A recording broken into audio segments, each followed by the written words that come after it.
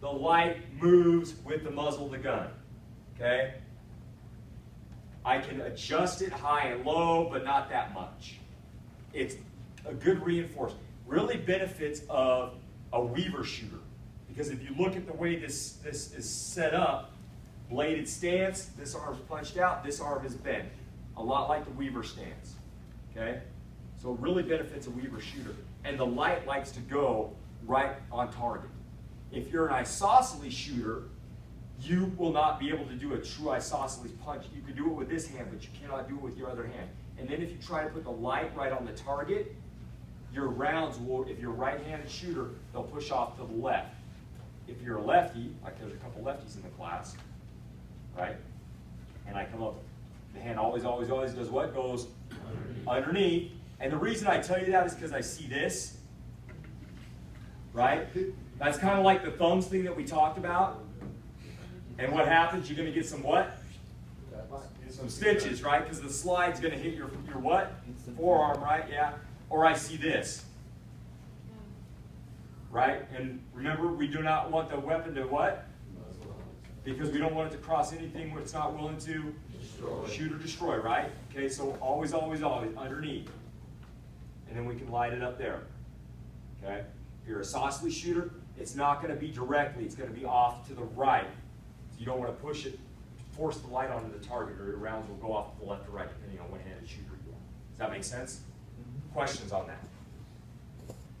Okay. So, talked about the flashlight being the ice pick grip. Now I'll show you with a bigger flashlight here. Now, if you notice on these flashlights how the activator switches on the bottom, this one here is up toward the top.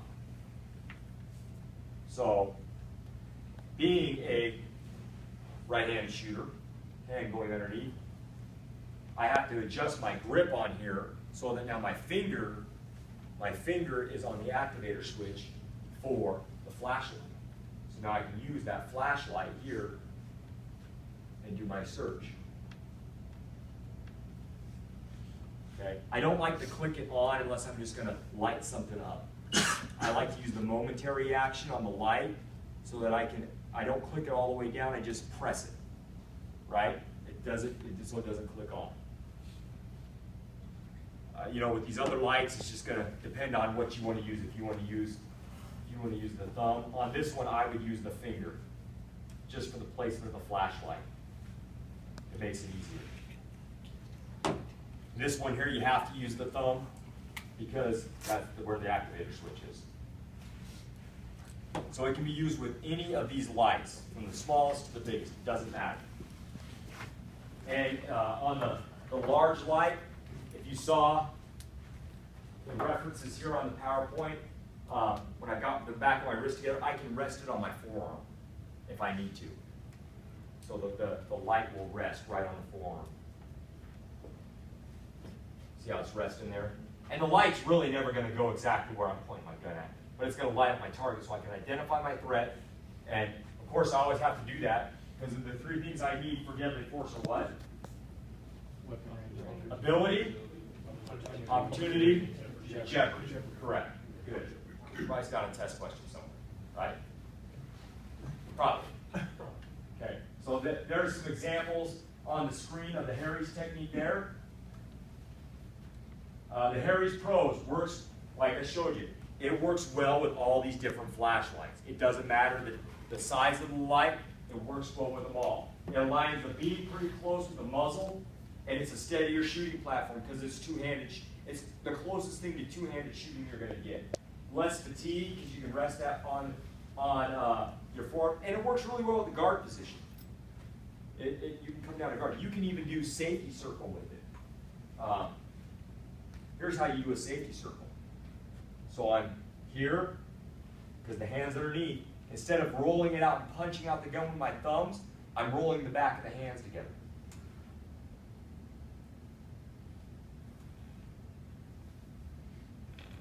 That makes sense? Okay, good. And we talked about working well with the Weaver stance, and this also adapts to shoulder-fired weapons, because I just bring it underneath and I rest the forend of the rifle on my forearm. if you don't have a weapon mounted light on your weapon. I highly recommend that you do though. The cons, we talked about the muzzle sweeping. The displacement of the beam, it's not exactly on like we talked about, and that pushing effect to the right or left, depending on the style of shooter that you are. Poor ergonomics for the isosceles shooter, and the light is being shined at my center mass. So if the bag, remember we talked earlier, this is a bullet what? Magnet. Bullet magnet. So if I have this on for too long and the bad guy decides to shoot where I'm holding the light, where is it going to shoot at? Yeah, right at my center. And that's not a good thing. So we want to avoid that. So the FBI technique. You know, this is probably the oldest technique that's out there. I like it because it works really well with the safety circle, right? You have the gun pointed down in a safe direction. Also works well with the low ready. On this, the hand is up and away from the body and slightly in front. We don't want it behind, but slightly in front because we don't want to backlight ourselves. You'll find like this, sorry, my bad. I'll step over this way. If I step over this way here and I light it up, I'm really kind of backlighting myself a little bit. But if I move it forward, that's bright light, isn't it? Yeah. You can see how it's out and in front of me. So if someone wants to shoot at this, where are they shooting at? Up and away from my body, yeah. So I've got this flashlight up and away from my body, and you can see that the gun's in a safety circle, or I can have it in a low rate. Okay? The hands are apart. It's very flexible. And it is something really good on building searches. It's held in like a sword or an ice pick. I'll show you on a thumb activated one. It's just up here like this. So it doesn't matter what kind of light you have. We talked about the light being extended away from the body. There's an example there of what it would look like doing a building search. I showed you what it looked like. The pros, right? This is real flexible. I can move around with it. I can shine the light on whatever I want without muzzling someone or something that I'm not willing to destroy. I can have the gun in a safety circle, a low ready. It masks where I'm actually at. It doesn't show my true identity. If someone shoots at me, it's not in my center mass, it's up and away from my body. So those are all real good things right there. It adapts easily to shoulder fire weapon techniques. It reduces hand confusion. So with this, because remember when we're here and the overflow principle, if this hand does it 100%, this hand does it what? 20%, right? Okay. So some things to think about there are, you know, they're not together, they're apart.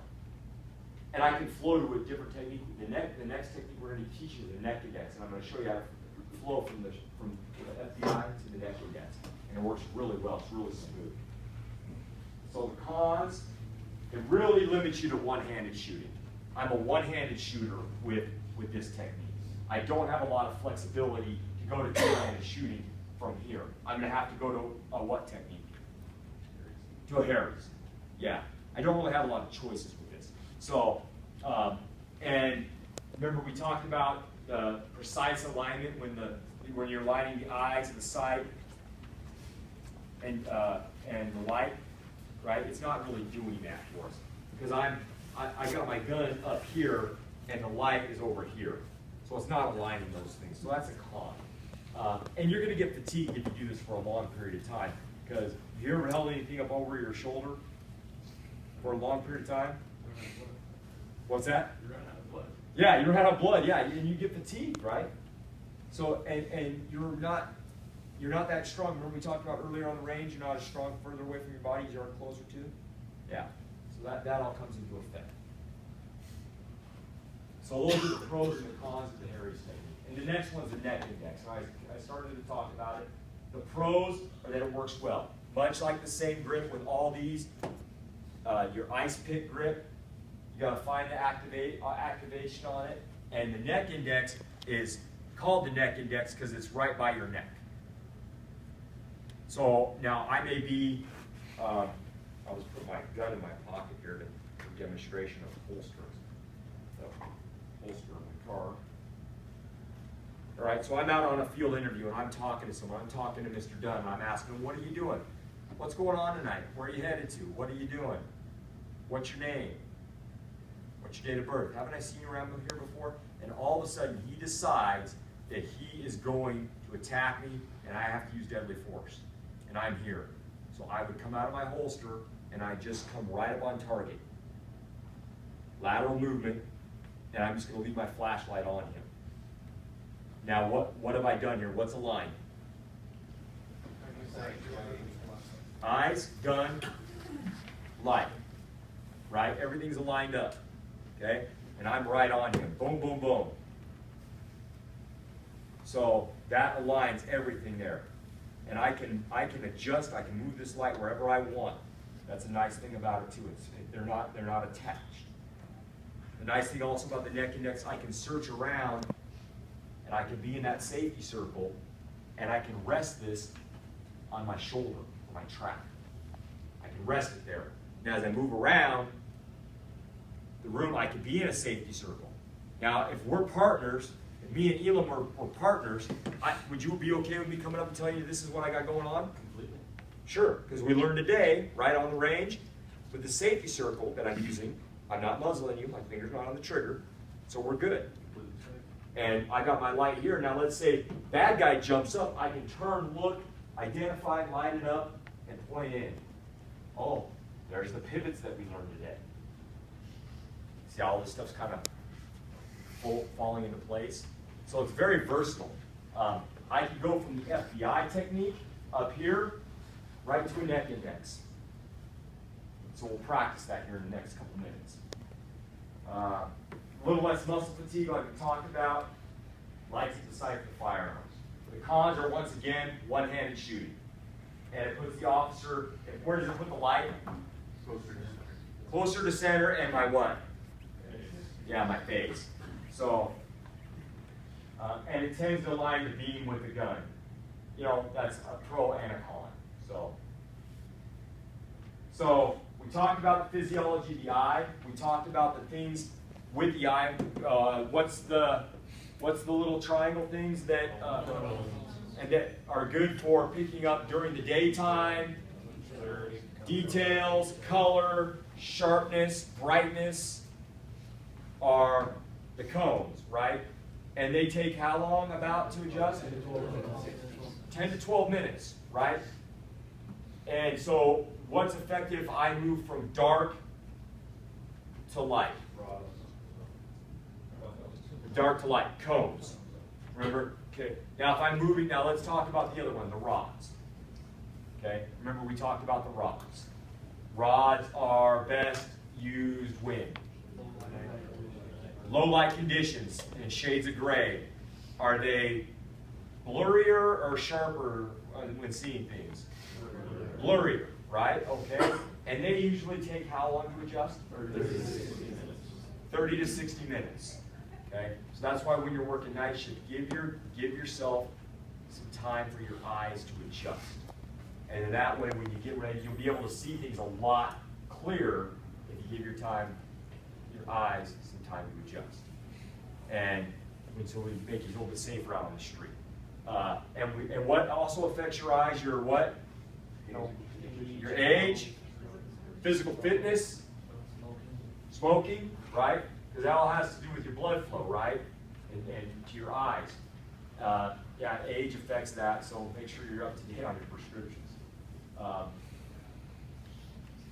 So the principles, we talked about the principles, the different principles, and then we talked about the techniques. Understand those principles are different than the techniques. Those are just principles of low light combat, low light firearms, low light using a flashlight.